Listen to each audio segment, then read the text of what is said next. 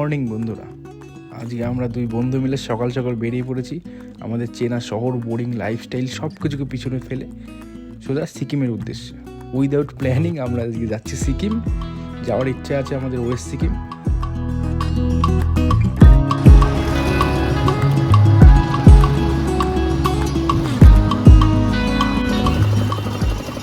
Basically Sikkim 4 ভাগে বিভক্ত, east, West, north, south. আমরা যাবো আজকে ওয়েস্টের দিকে। যেহেতু আমাদের নর্থ ঘোরা আছে, ইস্ট ঘোরা আছে, সাউথও ঘোরা আছে, আজকে আমরা যাব ওয়েস্টের দিকে।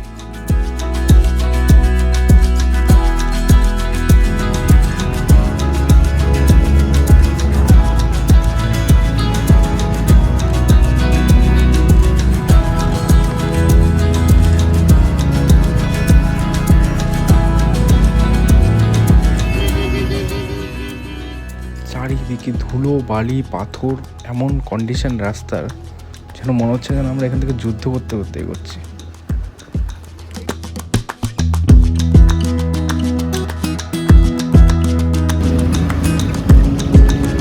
ধস নেমেছে।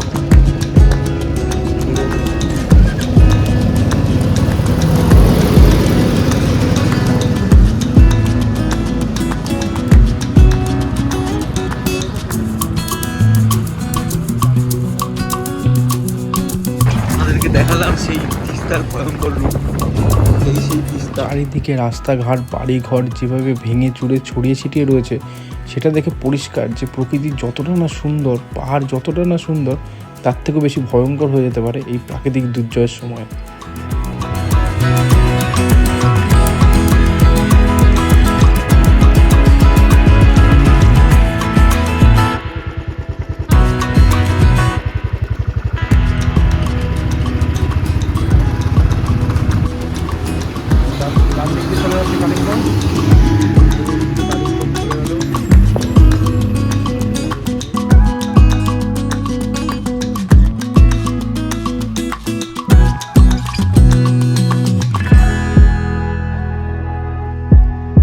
এখনকার ত্রিবেণীর অবস্থা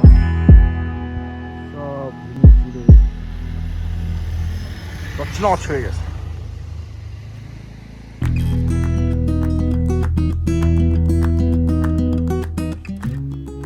এটা এখনকার আমাদের ত্রিবেণীর অবস্থা।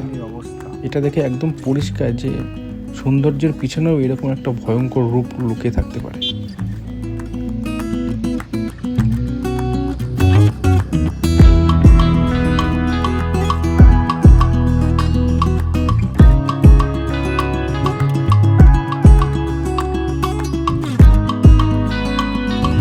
রাতের অন্ধকারে আমরা পাহাড়ে গিজগিজ করছি, ওইদিকে লোকজন আছে।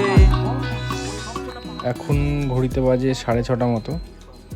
আমরা নামচি, পার করে পেলিংয়ের দিকে যাচ্ছি। তো 6:30টার সময় এখন যা কন্ডিশন হয়েছে, পুরো জনমানবহীন এক পাহাড়ে যেন আমরা দাঁড়িয়ে আছি। একটা আলো নেই, কিচ্ছু নেই এই পাহাড়ে। আমরা যে পাহাড়ে এখন দাঁড়িয়ে আছি, আর সামনের পাহাড়টা নামছি, সেখানে আলো রয়েছে, সেখানে অনেক বাড়িঘর রয়েছে, সব কিছু দেখা যাচ্ছে। কিন্তু আমরা যে পাহাড়টায় দাঁড়িয়ে আছি সেটাতে কিছু দেখা যাচ্ছে না। 6:30 বাজে, দেখে মনে হচ্ছে যেন কত রাত হয়ে গেছে, আমরা কোথায় একটা চলে এসেছি। একটা ভয়ঙ্কর অভিজ্ঞতা।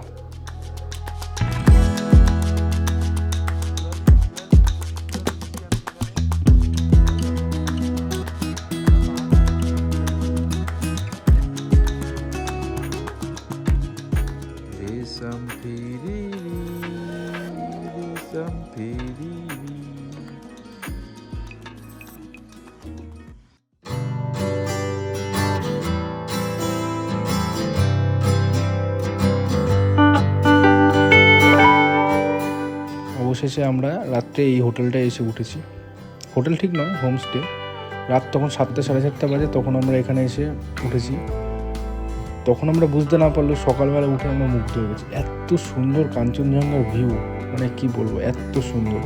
দেখো, তোমরাই দেখো, এত সুন্দর কাঞ্চনজঙ্ঘার ভিউ অন্য কোথাও আমি দেখিনি।